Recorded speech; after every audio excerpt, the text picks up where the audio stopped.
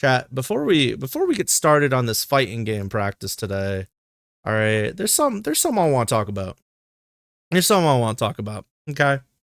Now, for those of you that wind up watching my videos on YouTube and they're cursed having to listen to my voice more than just outside of stream, I may or may not have made a video about some stuff happening in the fighting game community right now, specifically with a focus on Guilty Gear, right?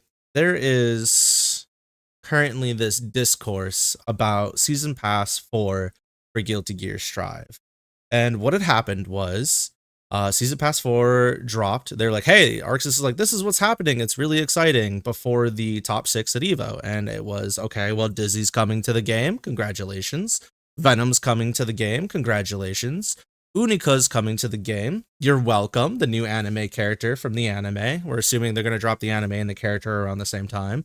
And then Lucy from Cyberpunk 2077 Edgerunners, which was, you know, nobody expected it. First guest character in all of Guilty Gear. And you know, it was cool. And they announced the 3v3 mode, gave us more details on that, talked about some colors, some stages. It was overall a good time, really exciting stuff. Well, since EVO this last weekend, people said, hey, you know what? I don't like the fact that Arxis decided to make their first Guilty Gear guest character, an Edgerunner's character. It should have been Ragna the Blood Edge from BlazBlue Central Fiction. And a lot of people agreed to some extent, and some people, you know, just said, you know, it is what it is. They secured the bag, right? But ultimately, people were upset. They felt betrayed. They're like, well, if it was going to be an Edgerunner's character, it should have been any of these characters or whatever. But a lot of fighting game players and fans really wanted Ragna the Blood Edge. And to a lot of people, it made sense because BlazBlue and Guilty Gear Strive are both sister series. Like, they are from the same developer. They've got a lot of similarities. When Arxis lost a lot of the rights to Guilty Gear Strive, you know, they made Overture, their little MOBA RPG hack and slash game. And they also did like the whole BlazBlue series. But since then, you know, BBCF came out, BB Tag, 2 different BlazBlue games, and since then they've really only done mobile games and a roguelite. Like, we haven't gotten a real BlazBlue game. So people were like, it'd be cool, you know, if Ragna was the first guest character, and a lot of people had that on their wish list and, you know, as an expectation. Some people were like, Lamau will probably get 2B from Nier Automata. You know, we could get like an FF rep. There was like a bunch of, you know, jokes about getting Goku because of Arxis doing Dragon Ball Fighters, all this stuff, right? But people were really upset. And what really wound up happening was, it wasn't the fact that people were just bummed out they didn't get what they wanted. All of a sudden, it became a hardcore BlazBlue fans were saying, you know, fuck Guilty Gear anyways, you don't deserve Ragna. But then, like, Guilty Gear fans kind of first made the first jab. They were like, oh, motherfuckers really be talking about wanting to put this sauceless, weird-ass character into the game, and it's Ragna, right? And then they were taking personal jabs at, like, the people that actually wanted the character in the game, and I just, like, didn't really, like, the whole thing doesn't sit well with me. I've said this a million times, but, like, people should be allowed to enjoy what they want to enjoy, and other people can enjoy different things. That's totally okay. Like, you don't have to put someone else down or another thing down because you maybe don't have that thing or don't enjoy that thing. It's gotten further since the video I talked about, you know, recorded yesterday and posted today.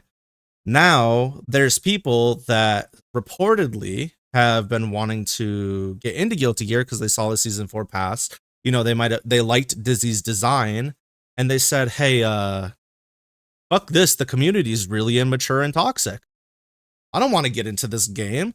They were trying to look up some tech ahead of time after they bought the game, and they actually wound up refunding. And that's super sad. And this was kind of one of the things I touched on in my video. If you constantly put negative energy out there about an IP you like or one tangential to yours, people are going to notice that. People are going to take note of that. And even if it's not affecting people already into the IP and the franchise, it's gonna have an effect on the people that are casuals that have nothing to do with the fighting game community. And ultimately, the fighting game community is so much smaller. Like, it's eating right now. It's doing good now. but it's so much smaller than a lot of the other genres and communities. And it's like, we should be doing everything in our power to bring in more players. We should be doing everything in our power to help new players get into the game, find something that they like, that they really enjoy, right? Whether it's a character design or whatever, to bring in these new players and then keep them hooked. Because the cycle of being a fighting game player slash fan, it's difficult for a lot of people because you can't blame your shortcomings on your teammates or anything. It's all on you. And a lot of people don't like that, so it's already hard enough for them to stick with the games. But it was just like, I saw two separate instances of somebody saying, yeah, I know someone who was getting into the game, or I was getting into the game, but now I don't want to. So that's really all I wanted to say, was that, you know, my point of, hey, maybe we shouldn't be negative about the things we enjoy because it has an effect. You know, people are like, well, if you put hundreds of hours into this and you hate it this much, why should I be a part of it? I think there's a way to have constructive criticism of something without being overly negative. And I think there's a time and a place for like repeated acts of, hey, we need to fix this shit. But let me guess, the video got a bad rep. No, the video is actually doing well. I just wanted to follow up on it because since I've made the video, there's just been some developments. And like I said, you know, literally my point got proven today before the video even went live because of the way some people were reacting to stuff, and I actually got to see it in real time on Twitter. So it's super, super interesting. If you're seeing me here now in this video at the end of the entire discussion I just had, I just want to point out that it is a different day, hence the outfit change.